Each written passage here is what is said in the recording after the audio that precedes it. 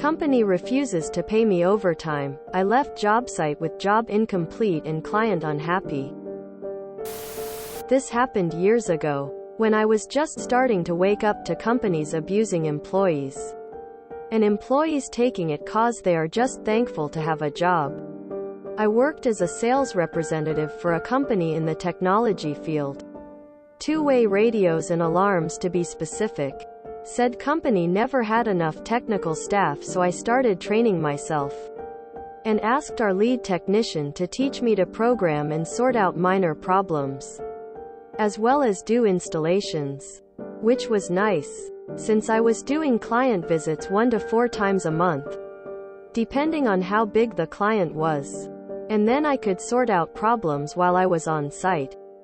I ended up doing most of my clients' installations, and the manager of the technical department was happy cause it's less work for him. And he knows I do the jobs properly cause I want to keep my clients happy. Accordingly, he had no problem signing my timesheets and overtime hours as well. OT was around 10 to 20 hours a month, so 2 to 5 hours a week, which I think was a great deal considering I was doing the jobs of 2 people actually.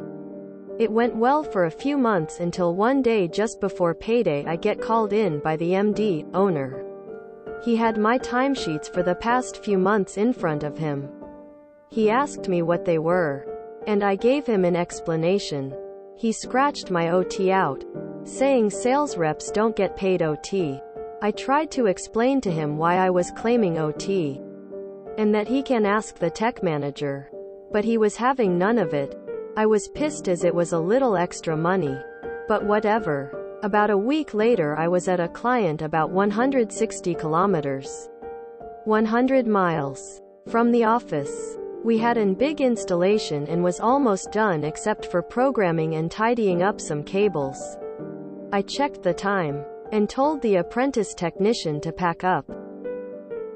He was like, but we are not done with the job. I told him I don't care. I don't get paid OT. It's 2 p.m. and it's still a 2-hour drive back to the office. We packed up. Client comes out and I gave him the explanation, saying we will be back the following morning to finish what was effectively 30 to 45 minutes of work.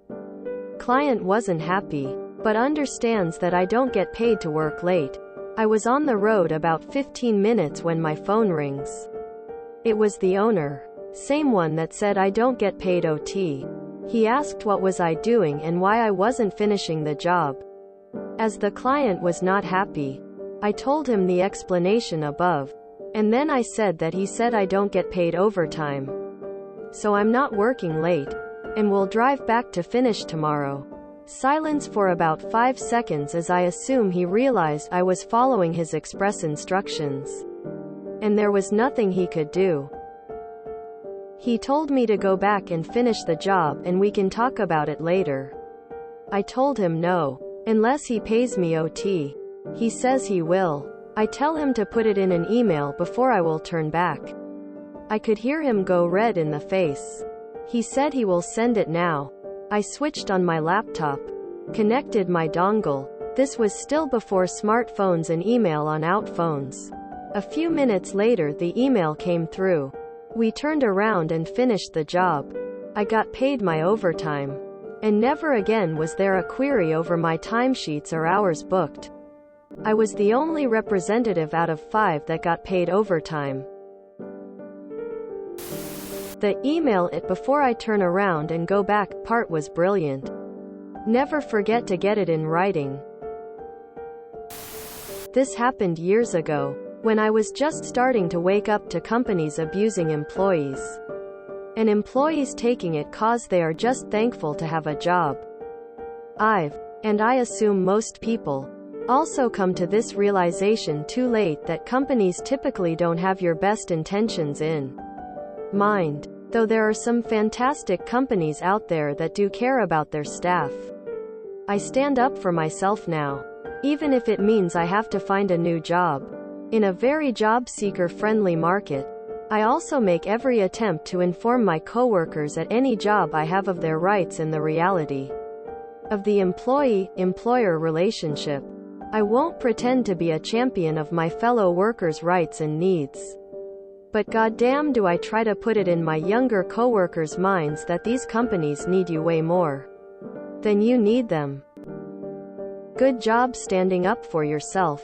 Keep on keeping on. Great job standing up for yourself.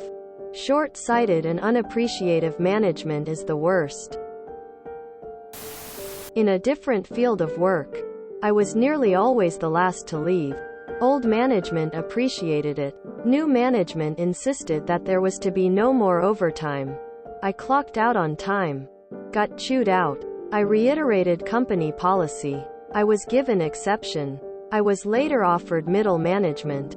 I noted that the position is locked weekly salary.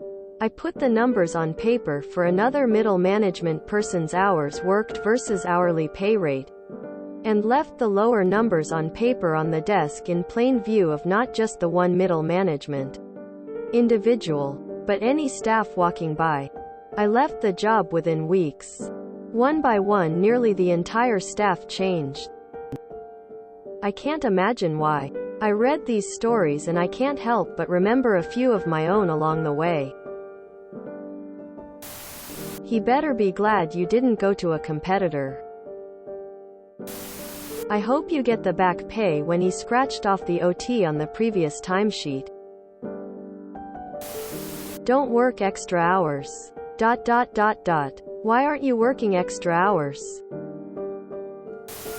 Should have made him pay you that shit he crossed out, too. He scratched my OT out, saying sales reps don't get paid OT. I tried to explain to him why I was claiming OT, and that he can ask the tech manager. But he was having none of it. I was pissed as it was a little extra money. But whatever.